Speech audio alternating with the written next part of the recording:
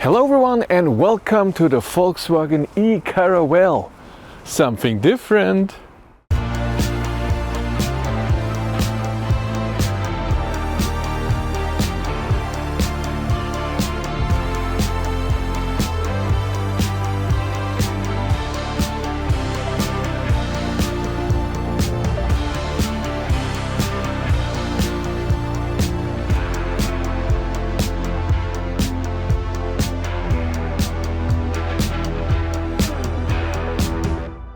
If your company has electric cars as company cars, of course you want your employee to charge at home. It's cheaper for you and it's easier for the employee. Tronity has a software solution for you to know how much you have to pay your employee for charging at home. With the Fleet Manager you manage your employees and your cars. Tronity connects to the cars and knows exactly when the car is charging at home and how much. And then you get an easy monthly bill for your employee. If you want to know more, there's a link in the description below. If you like this video, it would really help me out if you give it a thumbs up, and maybe you want to subscribe so you don't miss another video. This is not a car for a long distance trip. It's not for a family who wants to go to holidays. This is a business car. This you can transport 8 people in here, and this is if you take them to a construction site and stuff like this. If you deliver stuff, this is for short ranges. It doesn't charge amazing. We have in this car we have a 64 kilowatt hour battery. This is the old version. There's a new version coming out right now with a 71 kilowatt hour battery. WLTP range on this old battery goes down to around 300 kilometers in the worst configuration, WLTP. In the new battery best configuration we get to around 370 kilometers. Charging can be done AC with 11 kilowatt and DC with a peak of 125 kilowatt. This old battery takes 38 minutes, I think, or 35 minutes, 10 to 80%. The new one, 29 minutes. We have a lot of different configurations because we have 3 different powers of motors that we can have, and then you can have the same power but all-wheel drive, and then you can have all of this again with short wheelbase or long wheelbase. You can have 110 kilowatt, 160 or 210 kilowatt. This one here is the 160 kilowatt rear wheel drive long wheelbase, and it's gigantic. Short wheelbase is around 5 meters long. This is 5 meter 45. It's really big. Even though you can fit 8 people in there, the trunk is still incredibly big. Not electric, but there's so much space. It's incredible. Very deep. Low, which is good. We have an electric tow hook which comes up electric and also down electric, and we have an extra light up here that you can turn on, and like I said, so much space, very high, and a 12-volt outlet here in the back, also one in the front. If you want to get to the 3rd row, you can pull up here and then get in the back. You can also put this seat down if you need more space. You can take it out, of course, as well. You can take everything out, which is great. We're getting in, we have here a little grip. We have a lot of space. You have to put the headrest up, of course. Extra air vent here. We have a light here. And of course you can close it manually. We have a little window in there. And then up here we have climate control for the back, temperature, airflow, auto. No seat heating. We have lots of pockets. No armrests for the back, but we have 2 USB-Cs here and 2 USB-C on the other side. Let's go in the 3rd row. Oh, it's fine. Totally fine. And I can get to the handle here and then open it up again. I have a cup holder here in the back. Like I said, the 2 USB-Cs are here. And extra air vents up here and extra speakers. Cool. It's nice. And getting out is no problem. Even like this. And also cool is from the front seats you can get to the back seats. You just walk in the middle. It's you don't have to get out of the car. So there's so much space between the seats that you can walk, and it's high in here. So it's no problem at all to walk here to the front. Cool. If you have the ICE version of the car, the gas tank is here to fuel it up, but since this is electric, it's in front on the left side, like in a Mercedes Vito. And we have window opening, locking, of course control of the side mirrors. We have light control here, all of our wipers. The gear is here on this side. Then we have cruise control and other things, and volume in here, pages from your side. You have a start engine button, which you need, doesn't turn off on or off automatically.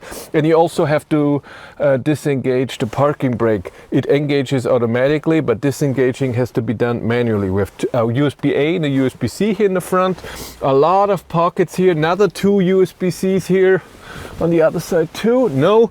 I think also 2 cup holders, a little pocket here with 2 cup holders. It's a lot of space, and we have 2 armrests on each side, one, and they work a bit differently. You have to put them down, and then when you put them up, they are done. So if you want them low, you have to go all the way up and down again. Interestingly, I can get to the camera without having to put my seatbelt off, but it's a stretch. It's not nice. So the car couldn't be further away from a Volkswagen ID. Totally different software, different functions.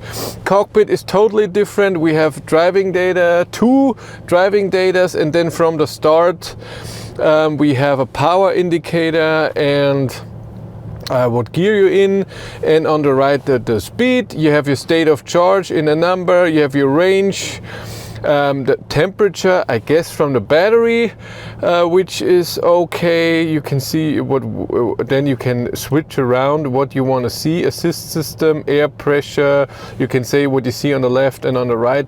It's like an e-Golf, a lot as the ICE cars, and like I said, board computer 1, 2, and then this drive, and then everyone has the seat belt on and stuff like this. And again, the software too. We have climate down here. Here's your start engine button. Here you mute and turn on your infotainment system. We have the cameras, defrosting, parking, assist system, drive modes. Very cool. If you don't want lane assist, you press the lane assist button on the steering wheel twice. If you don't want the overspeed warning, you press long the limiter button on the steering wheel, and this is off. Awesome. We have Android Auto in here, we have a map here, we have a few settings here, we have car setting. The home button is up here on the left. When you press something here, oh, I need the steering wheel heater. It's already warm enough. My hands are frozen from outside. Climate is here. You can turn on if it's heating or not. Ooh. And in the back as well, you can switch around. And when you turn on the seat heater, for whatever reason, you get this thing here, and not just 3 times pressing, but whatever. Assist system, the 230 volt plug you can here can adjust. It can do 10 amps, so 2.3 kilowatt. That's it. And then we have at the apps, so Apple CarPlay, Android Auto. There's no shop or anything. That's just it. And here we have our parking brake that you have to disengage yourself. And let's drive. The car has, when you set it into gear, into D or B. And I have noticed when you go to drive mode, there is on the bottom, by the way, you have normal, eco, sport, and then slippery, then for if you have a trailer, and then 1 pedal mode. And if you have this on and you are in D, it's already like B. It's great regen. So I do it like this. It's awesome. Driving wise, the car is way better than I thought. It's way more comfortable than I thought a construction car or business car would be. Really nice. The regen is stronger than in a normal ID, which is nice. The power with this 160 kilowatt with this size of car is not amazing. Acceleration is not amazing. And especially when you accelerate on a highway, the top speed is 150. And interestingly, when you go in sport mode and you accelerate, already when you're driving around 100, the power is being reduced, and then you slowly creep up to the 150. But it's not made for speed. It's also not made for long distance traveling on a highway.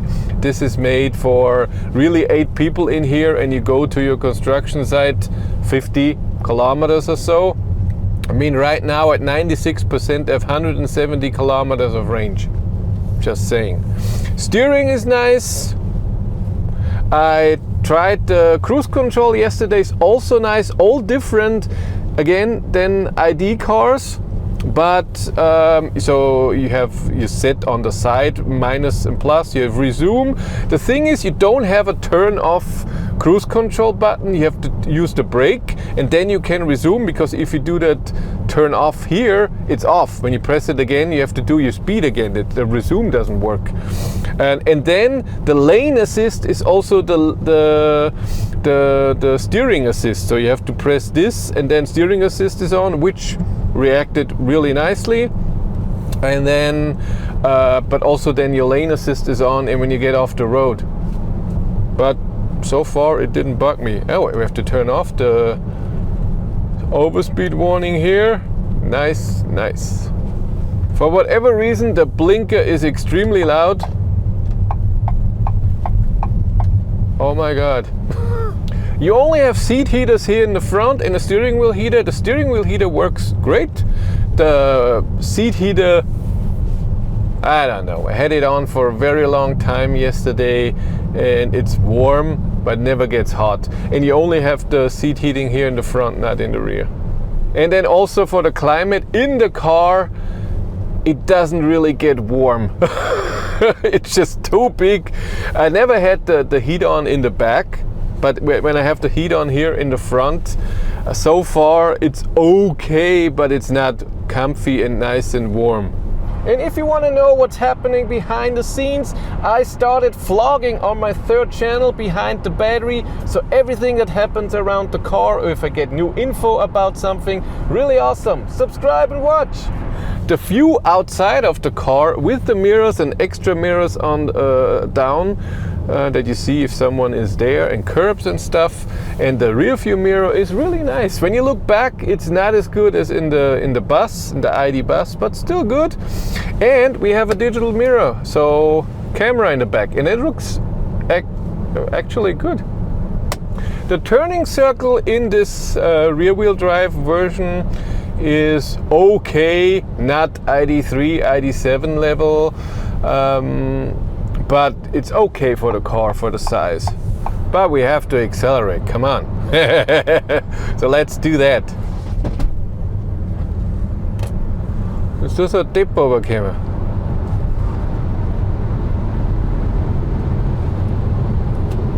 I got to 8.42 seconds, which is cool at 93% state of charge. This is how I found out this is the 160 kilowatt version, because the 210 kilowatt version or all-wheel drive version would be 7.2 seconds. And the very weak car would be 11 seconds. And also the weak motor would only have a top speed of 110, 112. But now it's highway time. If you have to drive a bit of highway, how is it at 110 and 130? And then we drive the top speed of 150. Couldn't barely say it. And if you want to support the channel, you can do that here on YouTube via channel membership, and you get something for it. You get early access to every video when I upload it right away. Members can watch it, and also if something very, very important is happening, you get to be informed first. 110. Comfortable, quiet, nice. 130, you hear the wind noise, but still comfortable, it's fine.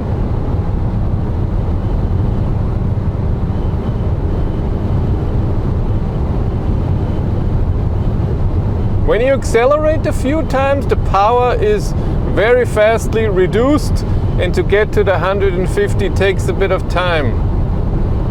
But it still reacts very nicely. You can steer very nicely. I don't feel anything weird when you drive by a truck. So my thoughts on the Volkswagen e-Caravelle. Amazing how much space you have. I mean, 8 people and still a lot of trunk space, and then you can tow something. Now with the bigger battery than what this has, it's a bit better, but I think it needs a really big battery. But I'm pretty sure they made their research. Who drives this car? How much range do they need? How far do they drive? And so they think it's enough. The power is a bit underwhelming with the 160 kilowatt, but it's also not needed. This is not a car where you use power. You also don't need to drive 150. You also don't drive 130 for a long time. But other than that, it's really cool. What I noticed, the app is the same as you use with a Volkswagen ID, the Volkswagen app, but you have different functions. You see the state of charge, you see the range. You cannot preheat the car. You can have programs in the car up to, I think, 10 or so. So for every day you can have different times, and you can see them in the app, but you cannot edit them in the app. This can only be done in the car. You can lock the car, unlock. This works, and the app also takes way longer to refresh. So if you drive and it's at 80% and it still says 90% because it takes a few minutes till it refreshes. But other than that, it's very refreshing for me to drive a different car, not a Volkswagen ID. That's nice. So really a different Volkswagen. It's so cool. And it drives nicely. I'm very, very surprised. I didn't think it would be. I thought it would be all like this and not comfortable and not precise, but it's all good. If you want to follow me on Instagram, BatteryLife1, but that's it for me. Thank you very much for watching. Have a great day and take care. Bye.